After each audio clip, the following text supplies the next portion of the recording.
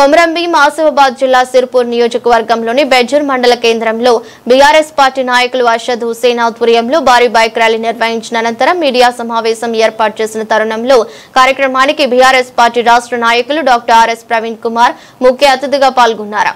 Senior నేతలు స్థానిక కార్యకర్తలతో కలిసి డాక్టర్ ఆర్ఎస్ ప్రవీణ్ కుమార్ మాట్లాడుతూ సిర్పూర్ నియోజకవర్గంలో ప్రజల సమస్యలు ముఖ్యంగా రైతులకు యూరియా కొరత విపరీతంగా ఉందని అన్నారు.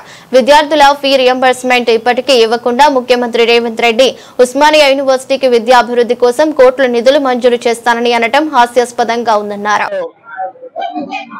సిర్పూర్ నియోజకవర్గం బెజ్జూరు మండల కేంద్రంలో మరి సీనియర్ నాయకులు అర్షద్ హుస్సేన్ గారి నేతృత్వంలో నేను నియోజకవర్గ కన్వీనర్ లేణుగురే శ్యామరావు గారు, అదేవిధంగా మరి సీనియర్ నాయకులు కొండ సత్యనారాయణ గారు, విశ్వనాథ్ ప్రసాద్ గారు, మరెందరో సీనియర్ నాయకులు అందరం కూడా ఈరోజు ఇక్కడికి రావడం జరిగింది. స్థానిక సంస్థలను దృష్టిలో పెట్టుకొని మరి కార్యకర్తలందరికీ కూడా దిశానిర్దేశం చేయడం కోసం, అదేవిధంగా మరి రైతులకు వస్తున్న యూరియా కష్టాల గురించి, అదేవిధంగా విద్యార్థులకు రాని ఫీ రియంబర్స్మెంట్ బకాయిల గురించి, వీటన్నిటి గురించి కూడా ఈరోజు మాట్లాడడం జరిగింది.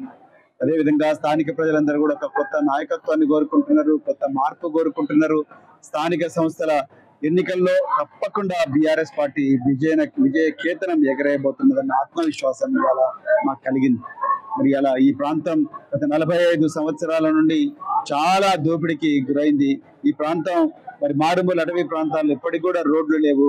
అదే విధంగా బయట నుంచి వచ్చి ఇక్కడ కాంట్రాక్టులు చేసి ఇక్కడ ప్రాంత ప్రజలందరూ కూడా కాంట్రాక్టులు కానీ, దౌర్జన్యాలు కానీ, కుంభకోణాలు చేసి ఈ ప్రాంత ప్రజల నోటికాడ కూడును మరి తీసేసిన వాళ్ళు మళ్ళీ ఇక్కడ దోపిడీ చేయాలని చూస్తా ఉన్నారు. ప్రజలందరూ కూడా అర్థమవుతా ఉన్నది. అందుకొరకే మరి ఈ ప్రాంత ప్రజలందరూ కూడా స్పష్టంగా బీఆర్ఎస్ పార్టీ నాయకత్వంలోనే మరి మాకు న్యాయం జరుగుతుంది అనుకుంటున్నారు. ఇలా ఆంధ్రప్రదేశ్ కు ఏజెంట్ గా వ్యవహరిస్తున్న రేవంత్ రెడ్డి, ఆంధ్ర పెట్టుబడిదారులకు మరి వక్తగా వ్యవహరిస్తున్న, బినామీగా వ్యవహరిస్తున్న రేవంత్ రెడ్డి ఇలా తెలంగాణలో చేయని ఘోరం లేదు, దారుణం లేదు. ఇలా పోలవరం బనకచెర్ల లింక్ కెనాల్తోని తెలంగాణ గోదావరి జలాల వాటను ఆంధ్రకు కట్టబెట్టే ప్రయత్నం చేస్తున్నాడు రేవంత్ రెడ్డి. కొడంగల్, నారాయణపేట, అదేవిధంగా మరి 4 లేన్ సిటీ, 4th సిటీ ఏదైతే 6 లేన్ రోడ్డు ఆంధ్ర ప్రాంత బీజేపీ కాంట్రాక్టర్ కు మరి సీఎం రమేష్ కు కట్టబెడతా ఉన్నాడు రేవంత్ రెడ్డి. మరి వీళ్ళందరికీ తొత్తుగా ఇవాళ కాంగ్రెస్, బీజేపీ రెండు కూడా తోడు దొంగలుగా వ్యవహరిస్తున్నాయి. ఇది తెలంగాణ ప్రజలందరూ కూడా గుర్తించాలి. ఇవాళ సిర్పూరులో ప్రజలందరూ కూడా ఆకలితో హాహాకారాలు చేస్తూ ఉంటే తెలంగాణ బిడ్డలు, లారీ డ్రైవర్లు, లారీ ఓనర్లందరూ కూడా చాలా చట్టబద్ధంగా, చాలా చట్టాన్ని గౌరవిస్తూ వాళ్ళ జీవితాలను బాగు చేసుకునే ప్రయత్నం చేస్తుంటే ఆంధ్ర ప్రాంతం నుంచి వచ్చిన కొంతమంది పెట్టుబడిదారులు ఇలా అక్కడ అసోసియేషన్ కార్యకలాపాలు కూడా చిచ్చు లేపుతా ఉన్నారు. అదేవిధంగా స్థానిక ఎమ్మెల్యే పాల్వాయి హరీష్ బాబు గారు ఎక్కడ కనిపించడం లేదు. దీంతో రైతులు 400 కిలోమీటర్లు పాదయాత్ర చేసి హైదరాబాద్ పోయి వాళ్ళ బాధ చెప్పుకుందామంటే హరీష్ బాబు గారు కనికరించలేదు.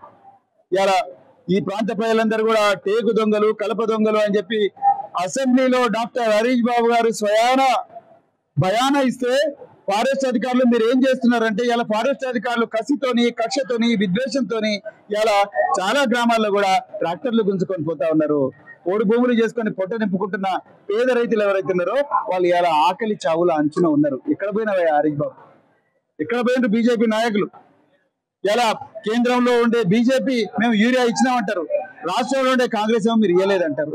కానీ బ్లాక్ మార్కెట్ లోనేమో బస్తా 600 నుంచి 700లకు దొరుకుతున్నది, గూడెంలో దొరుకుతా ఉన్నది, బెజ్జూర్లో బ్లాక్ మార్కెట్ దొరుకుతా ఉన్నది. ప్రతి చోట కూడా బ్లాక్ మార్కెట్ లో రైతులు 600 బస్తాకు కొనుక్కునే పరిస్థితి అలా వచ్చింది. మరి ఎక్కడ పోయింది కాంగ్రెస్ పార్టీ, ఎక్కడ పోయింది బీజేపీ పార్టీ?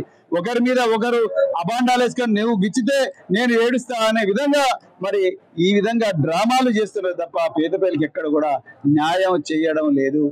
ఇక్కడ రోడ్ల పరిస్థితి ఘోరంగా ఉన్నది. అదే విధంగా మరి స్కూళ్ళ పరిస్థితి ఘోరంగా ఉన్నది. చాలా స్కూళ్ళల్లో, చాలా కాలేజీల్లో పిల్లలకు ఇప్పటికి కూడా ల్యాబొరేటరీస్ లేవు. అదే విధంగా పిల్లలకి ఇప్పటికి కూడా ఉపకార వేతనాలు రాలేదు.